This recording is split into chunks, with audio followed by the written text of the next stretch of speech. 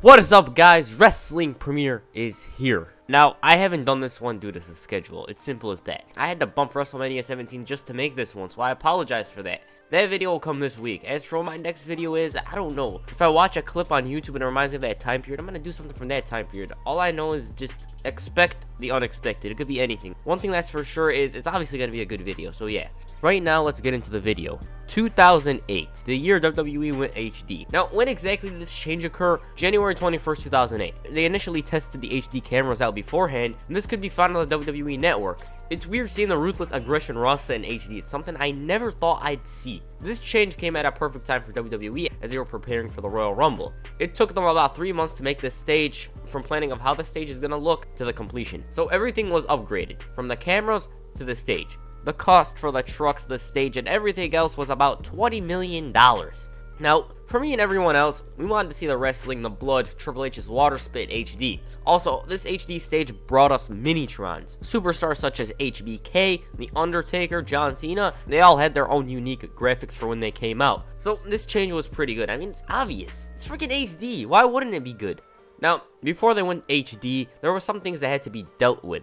I found this article from January 2008. Here it is. And I quote, "With the move to HD, WWE held a meeting with the talent and were told many changes were going to have to happen. The talent was told with HD that things will become more obvious and that work will have to become snugger to remain realistic looking. They were also told that verbal communications of spots had to stop because the HD sound would easily pick it up. Finally, spray on tan is banned because it runs and it would be very obvious in HD. About that, Shawn Michaels and Mr. Kennedy used to put on a lot of spray tan. Now in this video, I just cover what happened the week WWE went HD. I'm not going to go over every single match because that would mean this video would either be too long or it wouldn't be released on time. So right now, we're going to go back to the first Raw in HD. The first matchup of the HD era was between Mr. Kennedy and Shawn Michaels. This was a pretty good TV matchup. These two were feuding for a few months, and I believe this was the rubber match. This one was pretty good, and this was a great way to kick off the HD era. This started off with some wrestling sequences before the match kicked up a gear. Michaels chopped the hell out of Kennedy, and he was looking to end this one early. He hit the flying elbow, but failed to hit the sweet chin music as Kennedy ran out the ring. Michaels then decided to dive over the top rope onto Kennedy. After the commercial break, Kennedy was in control. He had the upper hand for a while before HBK suddenly clotheslined him. From there, Michaels attempted the flying elbow, but Kennedy lifted his knees up. Kennedy then hit the Green Bay plunge, but it only got him a 2 count. Once both men got up, Kennedy avoided another sweet chin music from HBK. HBK then tried the figure 4 leg lock, but Kennedy managed to push Michaels away. This would come back to bite him as Michaels kipped up and he hit a sudden sweet chin music to win the matchup. Overall, a good matchup. I don't remember the previous encounters, but I think they delivered too. Later that night, Triple H was set to compete in a over-the-top rope gauntlet match against 3 men. If Triple H wins, then he's in the Rumble, but if he's eliminated, then he ain't gonna compete in the Royal Rumble match. The first man to come out was Snitsky.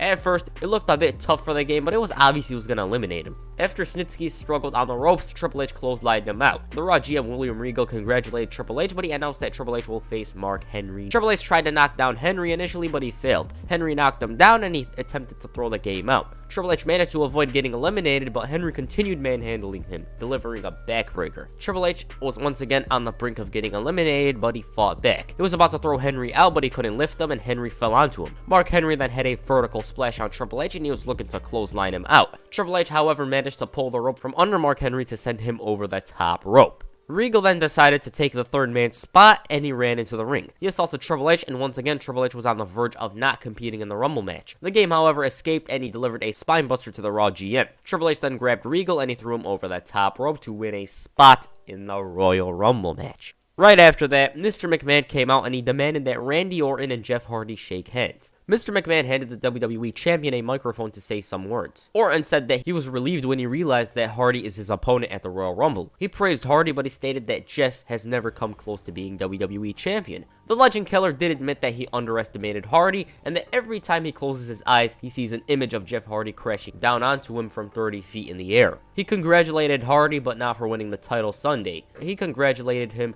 for gaining his respect. Hardy then grabbed the mic, and the charismatic Enigma stated that he didn't care for Orton's respect. He added that he didn't dive off the stage to impress Orton, but to hurt him. He also said that he did it for Matt, and that he did it to show that he'll do whatever it takes to become WWE Champion. Hardy then said that if he's gonna shake hands with people he respects, then Orton's got a long line to wait in. Jeff then went up to the announcer's table where he shook both JR and Jerry Lawler's hand. He then went up to Lillian Garcia and he shook her hand. He then went into the crowd and he shook many fans' hands. Hardy then entered the ring and he stared right at Randy Orton. Orton offered a handshake, but Jeff declined. Orton then started to demand Hardy shake his hand when Jeff suddenly hit a twist of fate on him to end Raw. Man, that was a good build up to this match. Like, it was kind of obvious that Hardy wasn't gonna win, but there was some kind of glimmer of hope that he maybe, just maybe, will. Next up is ECW. As you all know, the WWE used the same stage for all 3 shows. ECW at this point was starting to come into its own. Anyways, this ECW episode is pretty historic. Not because CM Punk faced Chavo Guerrero in the ECW title match, but because this was the night Kofi Kingston debuted. Right now, let's get into it.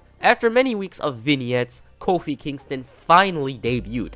Those damn vignettes got a laugh at him. He had this Jamaican accent. He was like a problem solver. You see some guy kicking sand on someone and he says, "There's trouble in paradise." He kicks his ass and all is well in paradise. And look at that smile. In an interview with TalkSport, Kofi Kingston had this to say about those vignettes. When I first debuted and I was Kofi Kingston from Jamaica, I had these vignettes of me on the beach foiling these bad guys who were doing all these dastardly things, and I'd say, "Looks like there's some trouble in paradise." Terrible vignettes. You were called awful. It makes me cringe to watch them to this day. At the time, I'd go to the shows and I'd be able to listen to them on the headset while it was going on. And as my vignette comes on, I could hear Vince on the headset and he goes, "Oh, these are barely passable." I'm like, oh my god, we still have 5 left. What am I going to do? My career is over before it even starts. And then I convince myself, like, you know what? He probably knows I'm on the headset. He's ribbing me. It's going to be fine. It wasn't until 6 months later after I debuted when I realized how crazy things are and there's no way he knows who is listening on the headset at any one time. So he had no idea that I was there and he had a legitimate concern over my vignettes, and I'm like, oh my god. Thank god I realized that 6 months later, otherwise I would have been nervous and I would have felt the pressure to perform extra. Like, it wasn't a waste of money, Vince. I'm really good. Please, don't fire me. He literally said it's barely passable. I mean, you wanted a Jamaican character. Anyways, Kofi debuted against some jobber. Kofi Kingston showcased his skills hitting some unique moves, at least to me, because I don't think anyone had these kind of moves at the time. Not sure though. Kofi hit the boom drop while Taz was laughing. He then hit the Trouble in Paradise to emerge victorious in his WWE debut. Later on, CM Punk defended the ECW Championship against Chavo Guerrero in a no disqualification match. Edge sat down at ringside and he played a big part the previous week in helping Chavo get the title shot. This match started off with both men trying to gain the upper hand. Punk hit a suicide dive onto Chavo. He threw Chavo onto the steel steps. Chavo himself dropped Punk onto the steel steps, and from there Chavo was in control. He mostly targeted Punk's ribs, kicking him, locking him in an abdominal stretch. That was his game plan. Punk started to make a comeback by clotheslining Chavo, hitting the knee in the corner and hitting the bulldog a few seconds later, and Punk then decided to go for a springboard clothesline, but Chavo drop kicked him in the ribs. Chavo then attempted to hit the 3 Amigos and he successfully hit them. He then went up to the top rope where he failed to hit the senton or a frog splash. I'm not sure which one he was going for. Punk then threw him into the exposed turnbuckle and he hit the GTS. Edge then suddenly ran into the ring and he speared CM Punk, and Chavo covered him and he was the new ECW champion. Vicky Guerrero and Hawkins and Ryder came out to celebrate the victory, and that was it for ECW. This was one of Chavo's biggest accolades in WWE, as weird as that sounds. Right now, let's move on to SmackDown. This episode of SmackDown started off with Rey Mysterio facing Kurt Hawkins and Zack Ryder in a handicap match. This was a way of wearing down Rey Mysterio before facing Edge at the Royal Rumble. The match started off with Hawkins and Rey. The two locked up, but Kurt Hawkins delivered a cheap shot. Rey managed to drop kick Hawkins' knee, and he delivered a leg drop. Hawkins then tagged in Zack Ryder.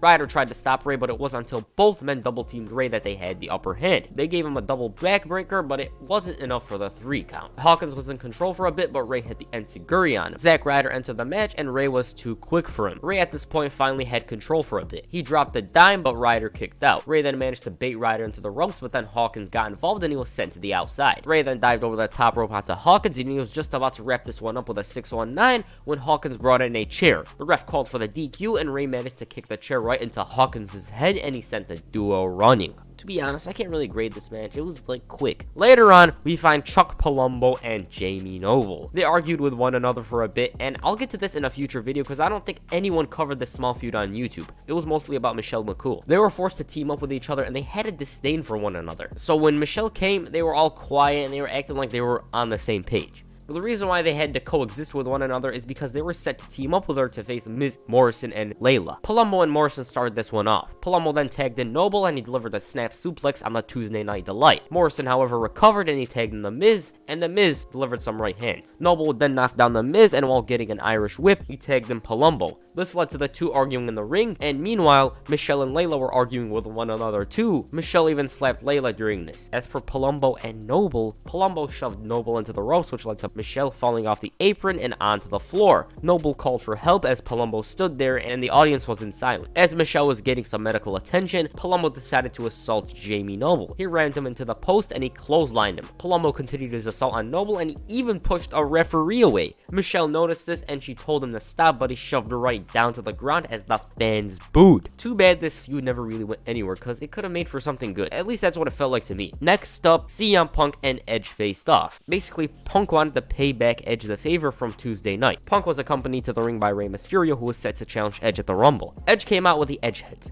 In the beginning, the two locked up, but Punk started to kick Edge. From there, Punk targeted Edge's left shoulder. The Rated R superstar managed to bounce back with a boot. Edge wouldn't have the upper hand for long as Punk slammed him from the top rope. Edge, however, would regain the advantage as he would pull the rope from under Punk. After the commercial break, Edge locked Punk in a headlock. Punk started to recover and he delivered a spinning heel kick to Edge, who jumped off the top rope. And from there, it was all Punk. He delivered some combination. After Edge lifted him over his shoulders, Punk rolled him up and he nearly got the win. Punk then attempted a springboard clothesline, but Edge caught him and he hit a power slam. This got him a near fall. Edge then decided to go for the execution, but Punk escaped and he attempted a springboard. He botched the move and Edge went for the cover. Punk kicked out. Once the former ECW champ got up, he attempted the GTS, but Edge countered. Edge then decided to wrap this one up by attempting a spear. He failed to hit the spear as Punk kicked him right in the jaw. Punk was all over Edge at this point and he once again covered Edge, but he kicked out. Edge, however, bounced back by pushing Punk into the ropes, but Punk decided to go for a go-to-sleep from the top rope. Edge escaped, and Punk jumped off the top rope and over Edge. Once he turned around, he walked straight into a spear, and Edge was victorious. This was a great match for me. It lasted 8 minutes, but it was good. And that's it for the week WWE Went HD. I would have loved to talk about the Royal Rumble, but that video needs to be good.